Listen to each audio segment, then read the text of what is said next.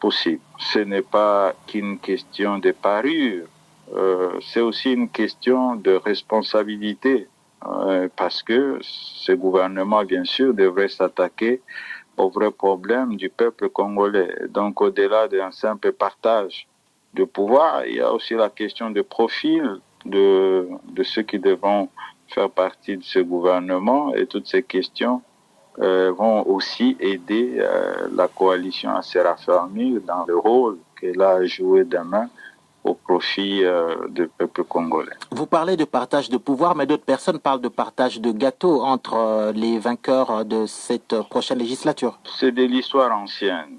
Je pense que les deux grands regroupements du pays se sont mis ensemble autour d'abord de la proximité idéologique, mais également les gens vont accepter de travailler sur base d'un programme commun initialement négocié, après du reste, de telle sorte que ce sont réellement les vrais besoins des Congolais qui seront au centre de cette coalition et du programme à mettre en œuvre par le nouveau gouvernement.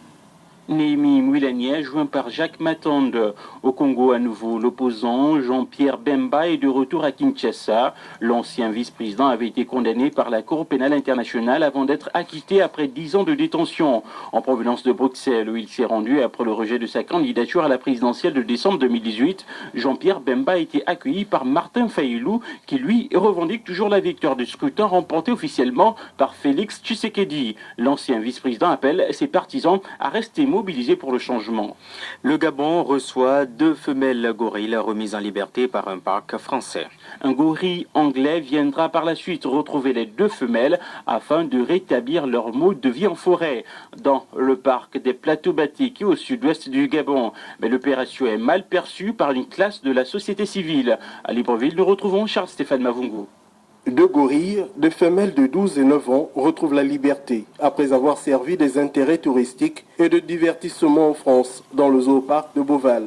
Leurs noms, Kwimba et Mayombe, seront endormis dans des caisses pour éviter le stress du voyage. Elles prendront l'avion pour effectuer la première fois un parcours de plus de 12 heures de vol qui les conduira dans le parc des Plateaux Bateke au Gabon. Les anciens propriétaires ont déclaré